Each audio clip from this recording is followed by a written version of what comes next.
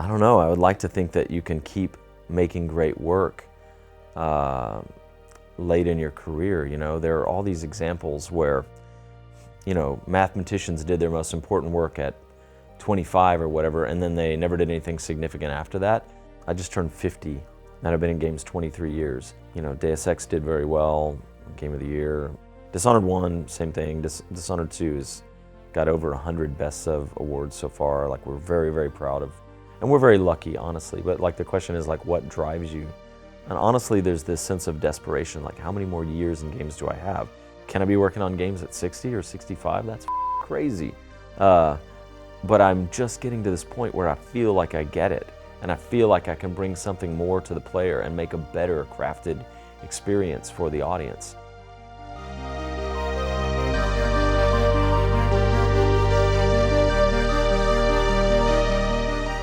The story of Arkane Studios is a turbulent one. The team began in France with 4 people and limited funding. Its first game was well received, but its complexity and niche appeal ensured that it didn't sell incredibly well. As the years passed, Arkane worked on 3 canceled projects, did supporting work on 3 others, and struggled to make a name for itself as a top-tier developer. But under the guidance of Rafael Colantonio and Harvey Smith, Arkane's creative two-headed dog, the studio finally found its way. It released Dishonored in 2012, a game that harkened back to the days when Looking Glass Studios and Origin Systems continually shaped the RPG genre. Back to the days when people such as Warren Spector and Richard Garriott passed down lessons to those with similar passions, for complex games with fully realized worlds. Dishonored became Arkane's breakout hit, cementing the team as a renowned developer of sophisticated games. But then, with newfound success and increased pressure, Arkane Studios was forced to re-examine its identity as it moved into the uncertain future. A lot of people have asked, like, how did that work, co-creative directing a game, especially given that Raph and I are both very opinionated and have very strong feelings about little things in a game. Sometimes big strokes, but sometimes like little nitpicky details we'll just like get really into, you know. At first, before we starting to work together, I think we both feared that it would be a little difficult. You know, how do you have two chefs in the same kitchen? It's hard, and it requires, like, at some point I felt like we should actually take like couples counseling or whatever, because during Dishonored 1 there would be such intense arguments over things. We shared an office, and so very often we'd shut the door and we'd like have it out before we talked to the team. I think it worked out as a nice back and forth style, and the game is a mix of both our tastes, and you know, 80% of the time we're saying the same thing, exactly the same thing, and then there's like 20% of the time we would disagree, and most of the time we'd make something better by disagreeing. And it was just an ongoing, very intense experience for 3 years. I would say it changed me as a person, and not just as a game developer. And Raph would probably say the same thing. We both came out of it better, but we also both said like, holy cow, that was so intense. Like, what do you want to do on the next project? And I was like, man, I'm so excited about Dishonored 2. Whatever it takes, I want to work on Dishonored 2. And then after that, when we were ready, we were in a position where we had both Lyon and Austin that both grew, and so it was really time to you know, take off with both actually and do one game on each side. So that's when Harvey volunteered to go to France, which was pretty big deal. He moved there for a few years. And looking at the schedule, the production, the project planning, that could be done better and quicker by the team in Lyon, while the Austin office needed some staffing up and needed more time to percolate on what they wanted to work on. And so the only answer there was for me to move to Lyon to work with those guys, very talented French guys. So I packed up and moved to Lyon for 4 years to make Dishonored 2. Meanwhile, that freed Raph up to work on Prey. As a company, as Arkane, working on 2 different games was, most of all, because they are shipping with 6 months difference. It's a pretty big endeavor. It's been a big challenge. And thankfully, I think both sides are independent enough from each other that there was no true damage done between. You know, if we were close to each other, like a lot of companies have 2 studios in the same floor or something, then usually that goes bad, because as soon as one starts to be late, they start poaching people from the other team, etc. with the distance, that really avoided this kind of thing. So I think it forced us into some sort of discipline, which actually paid off for us. For the first time since its inception, Arkane Studios went to work on 2 simultaneous projects. In Austin, Cole Antonio led development on Prey, and despite comparisons to the 2006 game with the same title, Arkane's version was something wholly new, a chance for the studio to branch into new areas of creative development. Meanwhile, in France, Smith directed work on Dishonored 2, and as Arkane's first sequel ever, it presented its own set of problems. You know, Dishonored 2 was a sequel, which is an interesting thing, right? Dishonored 1 was a new IP, which is its own challenge, but a sequel is equally hard, if not harder in ways. With Dishonored 1, you're trying to convey to everyone, what is this thing? You know, what's different about it? What is it? With Dishonored 2, you don't have that challenge of getting it, because a lot of people were already excited about it. You have other challenges. How much do you reinvent it? Because if it's too familiar, people are like, it feels like a 1.5. If it's too different, they're like, wow, you deviated from the pattern that I love. And I can tell you from experience, that's a really tricky balance. I worked on Deus Ex 1 and 2, and sequeling our game Deus Ex was really hard. We were very afraid of repeating ourselves, you know, and so we probably changed too much, went too far into the future, and, you know, in some ways disappointed fans of the first game. So yeah, we did a lot of things for Dishonored 2.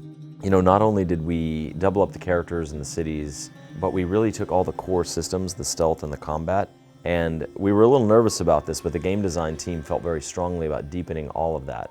And so, you know, you have things like slide assassination, slide knockdown, window assassination, where you might not even know these things. It sounds like developer speak, but like as a player, you feel it. Some guy, the target, walks by, and you're on the other side of a glass window, and you can grab him through the glass and yank him through the glass and kill him. I told her, if you want my advice, just pay the fine and be done with it. So there are lots of little tweaks like that we made to the core systems, the core combat, the core stealth, that make it feel like a much deeper game. It's hard for people to see when they approach a sequel, but what you really have to do is kind of fire up the first game, play for an hour or two, then fire up the second game, play for an hour or two, and then you'll notice all these things that, if we're doing our job right, you don't actually notice them when you're playing, they just enhance the experience. For Dishonored 1, I felt like a structure where the missions were discrete. You wake up in the morning, you get the briefing, you go on the mission. At the end of the mission, you come back and it fades to black. When the next mission picks up, it could have been 2 days, it could have been a week. You don't know, you have a vague sense of time that makes it plausible, right? Like, oh, I just killed 8 of the most important people in the country and the whole government's falling because of my actions. How long did that take? You know, like if you do a timeline of Star Wars, like Luke goes from like farm boy to master Jedi in like, I don't know what it is, 12 days or 21 days or something like that. It's like, wow, that's an accelerated program. And so the discrete missions makes it feel a little more murky in that sense. Like you could imagine whatever time makes sense to you. And I think sometimes that's the right call for games like this, where the story is playing out across an arc or whatever. But Raph and I are both very drawn to this idea of a contiguous space where real time passes, and the first minute of the game is the first minute of the game, and the 30th hour of the game is the 30th hour of the game. And it's plausible that everything that happens in one stretch of time. And further, the space itself can be traversed back and forth. In Prey, you can leave an airlock, spend your time spacewalking, go around the station and go in another airlock in another spot, and approach one of the levels that are intended for later from the opposite direction. It's very much a simulated, contiguous, environmental space. And so, toward the end of Dishonored 1, Raph was already saying, like, my next game is going to be that kind of contiguous space game. And I was like, that's exciting, you know, I love those games too. And so Prey is very much that kind of game.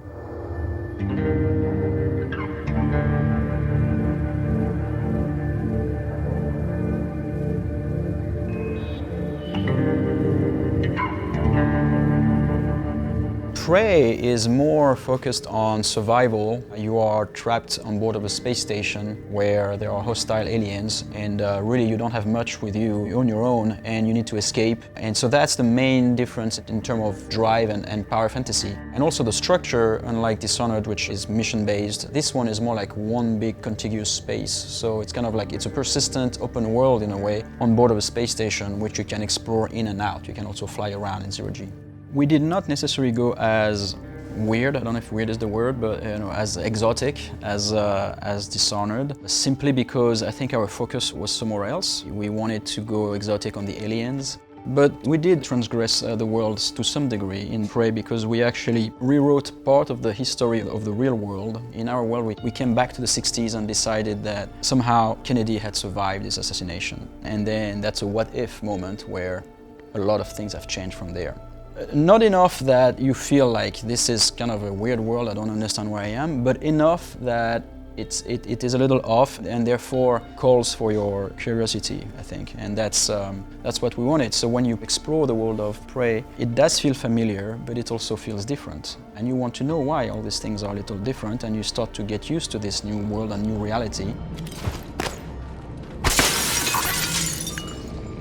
I think there's no such thing as realism, it's more cohesiveness or something. Once you make a world and you announce the rules and the codes to the player, in your world maybe there's no doors, or maybe every object is red, whatever are the rules. As long as they are consistent and all along your experience you can rely on those rules to always work together, then that's when the players can actually make their own strategies and come up with some expectations that actually work, and everything that happens is actually logical. It kind of triggers this feeling of I'm there, I'm immersed in this thing, and everything is actually responding to what I want, which is not necessarily realistic, but it's cohesive, consistent.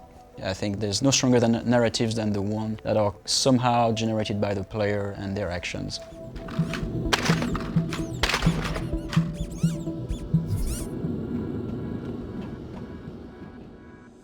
Dishonored 2 released in October of 2016, garnering numerous accolades in Game of the Year awards for Smith's team in France. Prey, on the other hand, released only weeks ago. And although its reception was more divisive than Dishonored 2's, it was praised for similar reasons: player empowerment, emergent systems, and a cohesive, fully realized world. Both Prey and Dishonored 2 follow the same tenets of Arkane's earlier games, and the games of Looking Glass Studios and Origin Systems. These companies whose creative direction influenced generations of developers making games today. But despite talks about level design, mission structure, and narrative direction, something else emerged in our talks with Arkane's creative leaders. Something deeper, something that drives them on an emotional level. Yeah, I think across all media, there are works that are directly autobiographical, and then there are works that are like very indirectly autobiographical. And when you're talking about games like this, sometimes you're talking about 100 people working on a game. So it feels like, oh wow, how could it possibly have any authorial drive? But like in terms of driving the emotional piece and the like themes behind, in a literary sense, behind the work, that's a small handful of people, and they're all bringing their own thing. For both me and Raphael, like both of us lost our moms really early, and both of us like grew up in environments that were not entirely safe, like I've talked at length about. My mom died, she OD'd when I was having lunch with her when I was 6. My dad was physically abusive, he eventually killed himself, Not to go into dark territory because that was a long time ago, and I live a very privileged life now, I've had a great time in the industry. But like that shapes you in a way that you never recover from in some ways, as much as you work on it. And so like, there's a lot of mother trauma and family dynamics in the games I've worked on, the Deus Ex and Dishonored series for sure, because those things are things that resonate for me.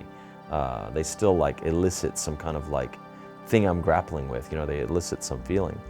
But then on top of that, like for both me and Raph, like being vulnerable and being dropped into like a malevolent, dark, dirty place where you not only have to survive, you have to master the environment and come out on top and master the thing that you were afraid of. That is a very powerful experience for a lot of people. Not just us, but a lot of kids out there, a lot of players out there. And so say what you will about those types of games. That's, I think, why we make stealth games. I think that's, I'm not strong enough to defeat everybody in the world, but I may be clever enough and quick enough to flee at the right moment, or to get behind the enemy, or to get above them, I think at an abstract level, that's really what's going on in those games. And then that felt like you were actually in a true world that would transport you, and where everything you do is actually, so you participate to this world that already exists on its own, but you're in there to hopefully influence it. And I think, and that then leads to all the choices and all the things that we always like in our games, and the ambiguity of characters. Like, it's not like they're either friend or foe. All of them have an inventory, they have a little schedule, they do their own thing, and then they might attack you, might not. Their interaction with you is actually based on what you do, really. I want to do more of that, and I want to use this time when I finally feel like I've figured a lot of things out. I finally figured out X, Y, and Z about games and how to get what I want into the game. And it's taken a long time. And I guess that's ongoing. It's not a binary thing, but it's ongoing. But I've reached some point, and now, how many more years do I have to apply that? Like, honestly, is it 10? Is it 5? Like, I don't know. And so there's really a sense of desperation where, like, it must be like, I hate to use a sports metaphor. I hate to use a sports metaphor, but you know, they say this thing about quarterbacks where they have a peak level of athleticism at what, 25 or something, but they don't know the game intuitively yet. And then they hit this point later, like when they're 30 or something, where they have a sense, they read the field, they know when they're gonna get hit, even though they don't see the guy. Because like, oh my God, he's not over here. I bet, oh yeah, there he is. You know, and there's this sweet spot where their physicality and their like field experience are at this perfect point. But then they pass that, their physicality starts to fall. They've had one too many concussions, or they ripped up a knee or whatever.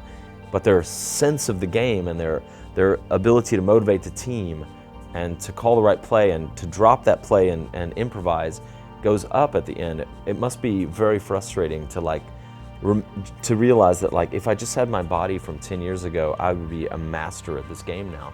And I think maybe game developers feel some of that same thing, like the clock is running out, but I finally get it, you know?